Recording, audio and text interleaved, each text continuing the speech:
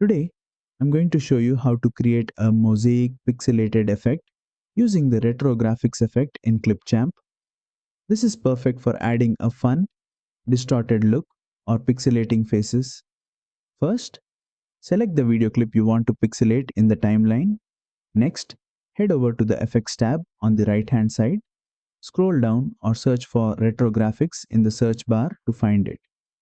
Once you find the retro graphics effect, click on it and it will be applied to your video automatically. Now, to adjust the level of pixelation, use the pixelation slider. Moving it to the right will make the pixels bigger and more pronounced, while moving it to the left will reduce the pixelation.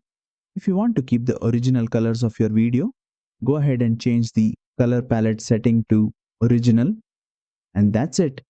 You've now added the mosaic pixelated effect to your video using the retro graphics effect, perfect for those who want to create a cool retro look or blur out sensitive details.